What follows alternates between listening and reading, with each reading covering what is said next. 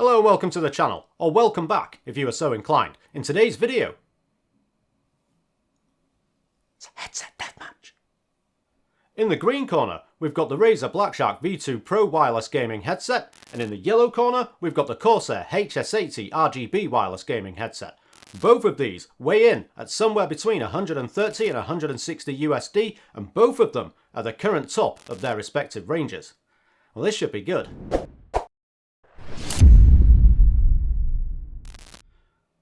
Now we'll start with the mic test for both of these headsets. That's the one thing that you can objectively tell yourself if it's any good or anything. Now the setup for both of these is exactly the same. I'm just recording direct into OBS through both of these, and it's set to record at, I think, at -1 decibel, just to stop it from clipping and whatnot. But here we go.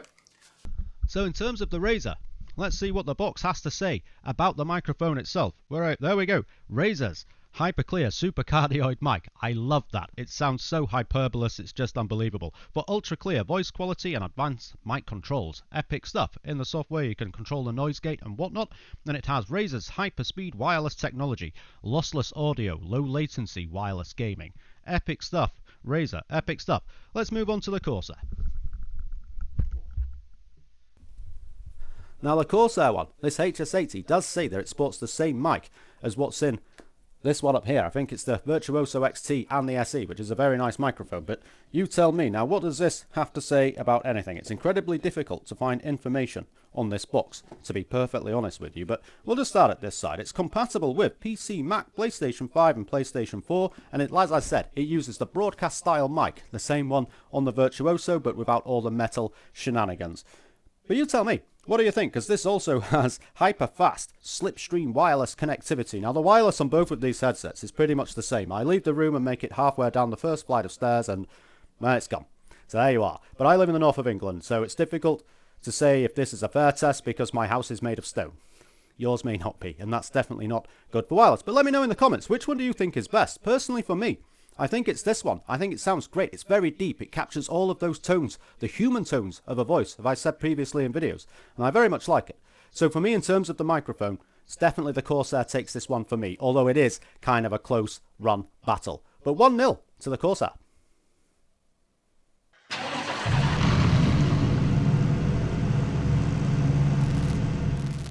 Now this headset is sporting what Razer called the Razer Triforce Titanium 50mm drivers.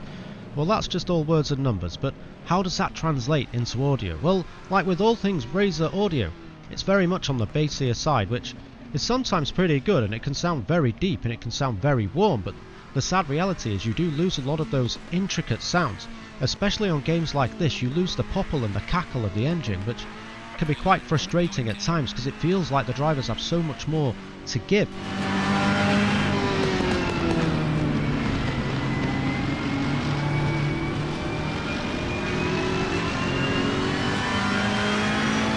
Not to say that these are bad, because they're not. I do like the audio from the Razer headset. Car on the right. Clear on the right. It is very comfortable, it is very nice on the ears. There's nothing in there that would cause any sort of fatigue over long gaming sessions or anything like that. And they do have THX spatial audio, but it's just not good for gaming. The stereo, you can pinpoint pretty much where things are. Even in sim racing games, you can hear clearly where the cars are around you in stereo. There's no need for the 7.1. It's just, for me, it's just a little bit too much overwhelming on the bassier side. But like I said, they sound okay.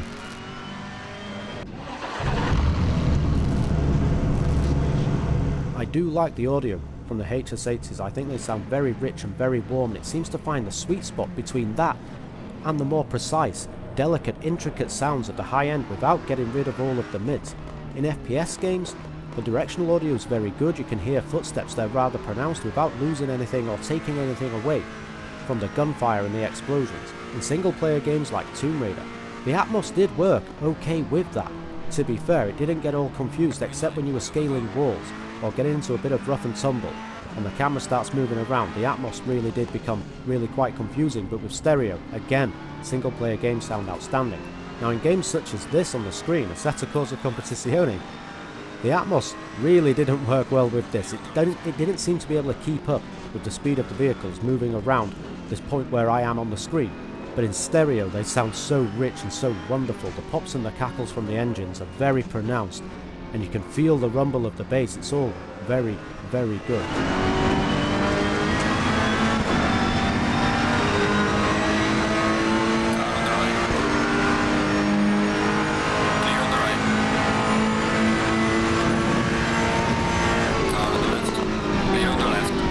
Listening to music in stereo on these is also a very nice experience. Again, don't use the Atmos for music, it sounds horrendous. But for movies, the Atmos is outstanding. So if you do just like to kick back at your PC sometimes and watch movies through your headphones, these are definitely the ones for you. They absolutely sound unreal. And overall, for me, I'd say that the HS80s are definitely better when it comes to the audio.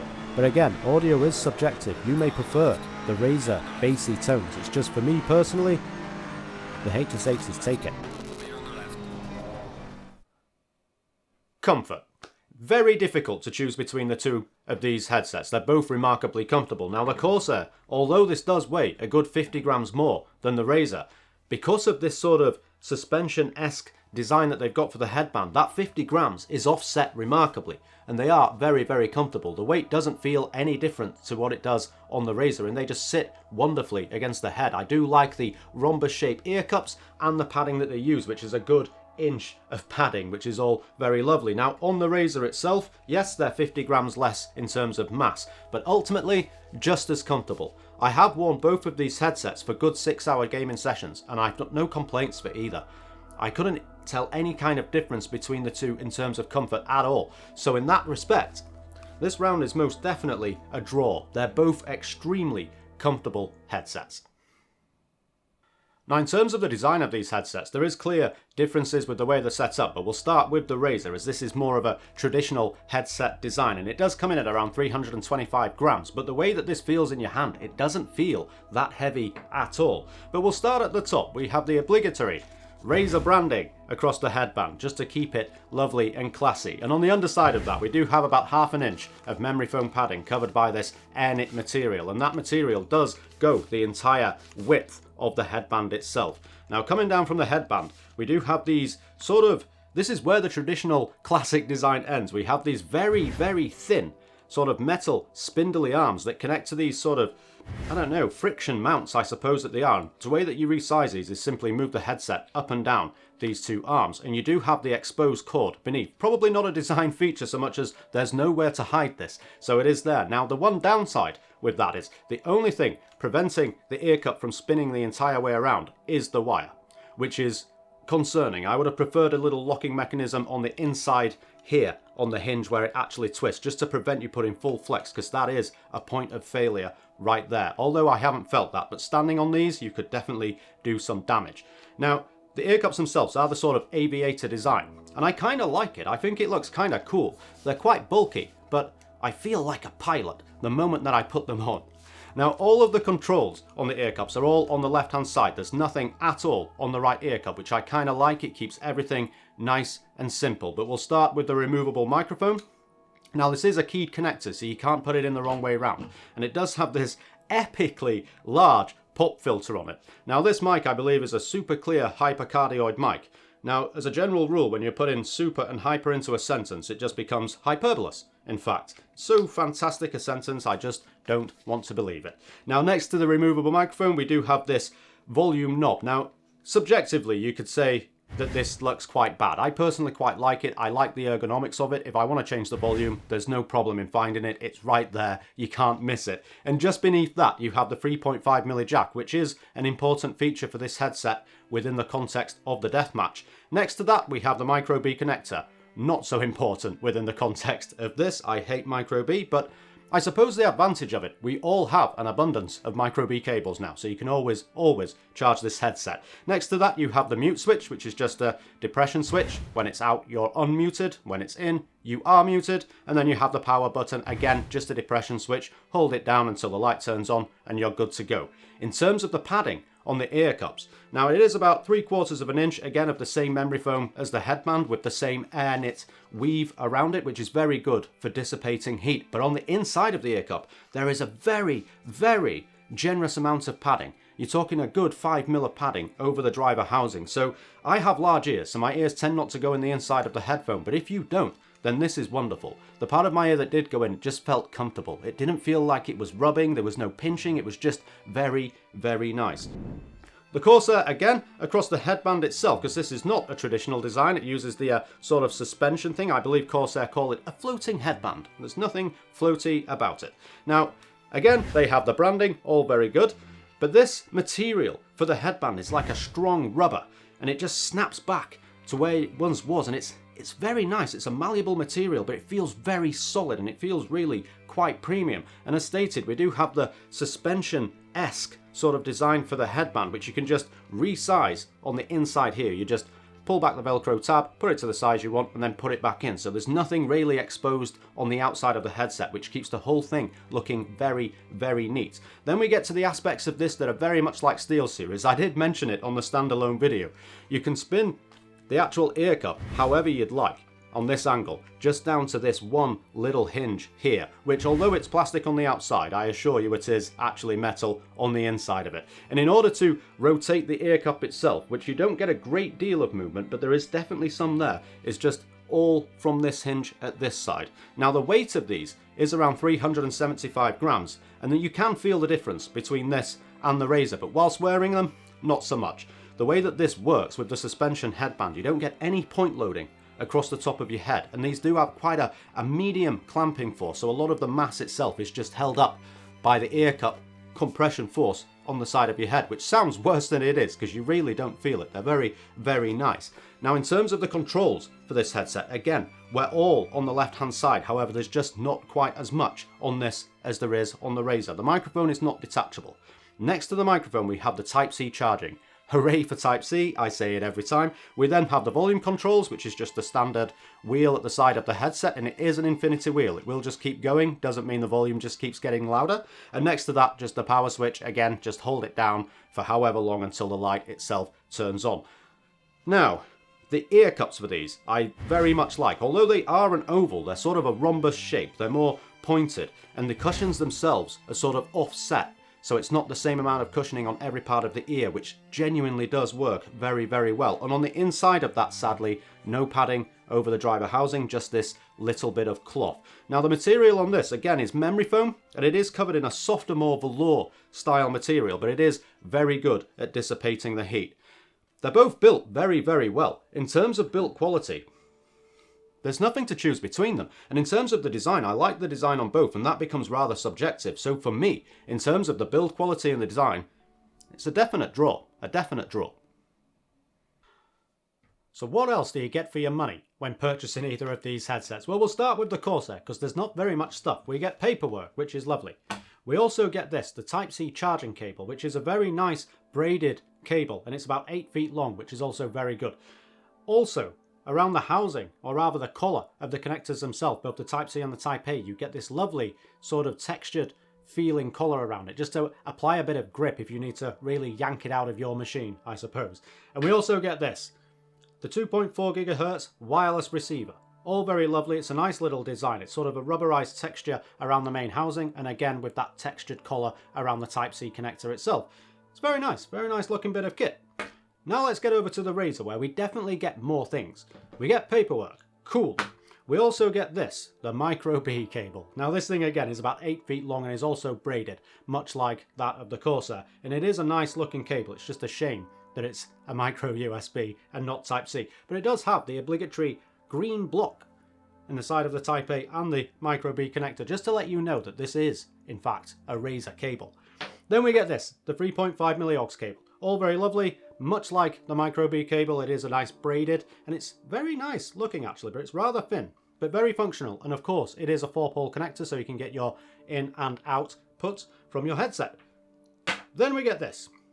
Now, this is the wireless receiver, but it's also a USB sound card, which is very, very good. You can adjust a few settings with the microphone and things like that, whereas this is just a receiver for the Corsair. This actually doubles up as something else, and that's always lovely. And it is, in fact, slightly smaller than the Corsair one. And again, it does have that wonderful green Razer block at the end of the Type-A connector. We also get this. Now, I'm hesitant to call it a carry case. In the main video I did for this specific headset, I did refer to this more of a dust protector, and it kind of is. It's kind of a very thin, flimsy kind of material, but will, I suppose, you know, kind of protect your headset from weathering, maybe, but it's nice to have. And it, of course, has, again, the Razer green drawstrings, all very nice. But that's what comes in the boxes of both of these headsets. Now, in terms of the round, the Razer takes it just because it has more stuff. Yes, you can argue that the Type-C connector is worth both of these. You could argue that, I get it. But when it comes to the USB receivers, the fact that this is just a receiver, but this is a sound card, that's the bit that does it for me. I'm sort of ignoring the carry case. For me personally, my headset sits on my desk. I don't need a carry case for it. But between these two, this is the difference for me, that USB sound card that comes with it. But there we are. So in terms of accessories, Razer takes it.